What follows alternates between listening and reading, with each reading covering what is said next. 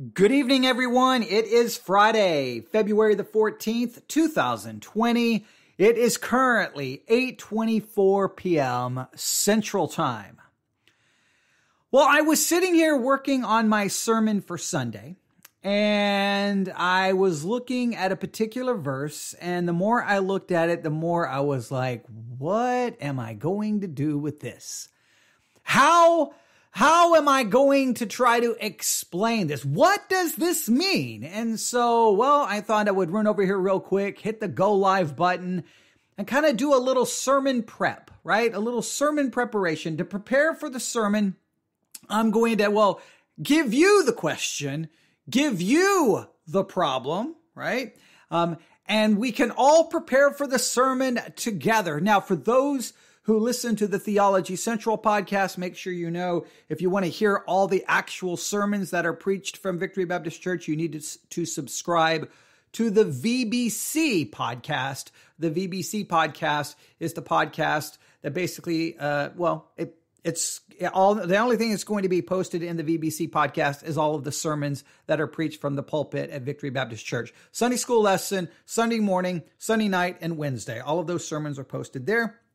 Everything else we do is either in the Theology Central podcast, the non-Catholic Catholic podcast, the VBC Bible Institute podcast, all the other podcasts that we do. But if you want the sermons, the VBC podcast. So I'm going to give you this problem, and then, on Sunday, you'll want to listen so that you can hear if we come up with a solution. We may not have a solution, but we will see. I'm looking, here it is. I was trying to figure out where I put my Bible. All right, here we go. The book of Romans. That is where we have been now for, I don't know how many sermons. It feels like maybe 4 months, 5 months, maybe 6 months. I don't know. You can go back and look. But we have been working verse by verse through the book of Romans, and we are fast approaching, verse 31 of Romans chapter 3. Now, I'm going to go back to verse 28 to put this in context, but the problem that I see fast approaching and that we will probably get to this Sunday is verse 31. But let's go back to verse 38. Romans chapter 3, starting in verse 28. Therefore, we conclude that a man is justified by faith without the deeds of the law. Is he the God of the Jews only? Is he not also of the Gentiles? Yes, of the Gentiles also. Seeing it is one God who shall justify the circumcision by faith and uncircumcision through faith. Now here comes verse 31. Do we then make void the law through faith? All right. So here's the question. Do we make void the law through faith? Now he gives us the answer. God forbid. All right. So we can absolutely dogmatically say that we do not make void the law through faith. We don't make void the law. All right. That's dogmatic because Paul answers, God forbid. So what do we do? What is our relationship with the law? What do we do with the law? Since we conclude that a man is not justified, that a man is justified by faith without the deeds of the law. We know that the deeds of the law will not justify us. The deeds of the law will not save us. So do we then make void the law through faith? No, we do not. God forbid. So what do we do? Yea, this is verse 31. We establish the law. We establish the law. What does that mean?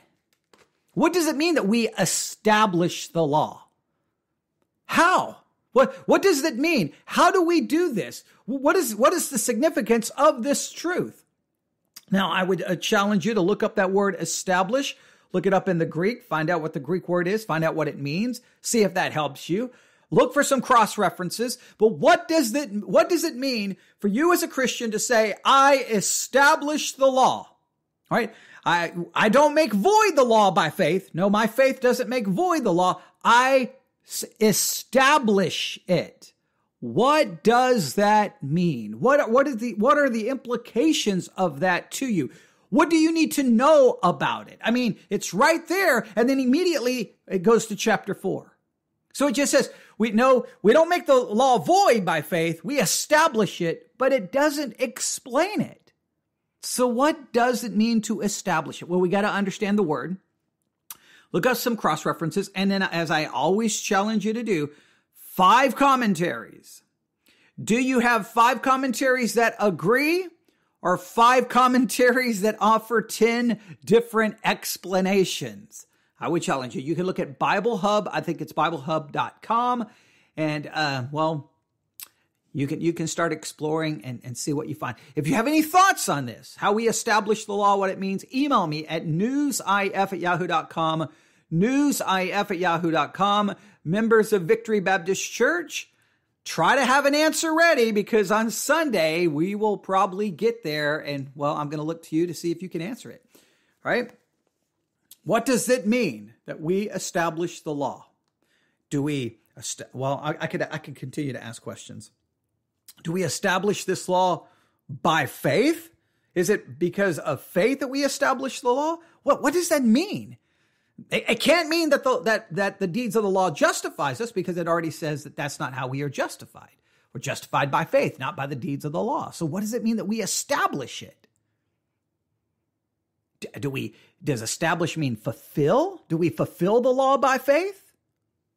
Is that, and what does that mean? Right? That just some very important things to work out there. And I have some ideas.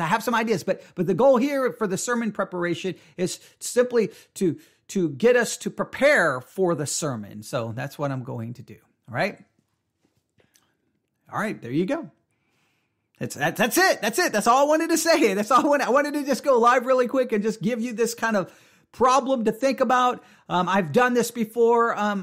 Since we've been preaching on the book of Romans, do these little sermon prep kind of messages. And, sometimes people like them, sometimes people don't, but it's Friday night. So you've got the weekend to kind of think about and meditate, try to get you meditating on the passage that we will possibly be looking at on Sunday. So we're going to be in the book of Acts, for Sunday school. I think it's going to be a very interesting study we're going to have, on Sunday. So, all right. I want to preach a sermon right now, but I can't. So, all right, everyone have a great weekend. Have a great night, and may God bless you as you meditate and study His Word.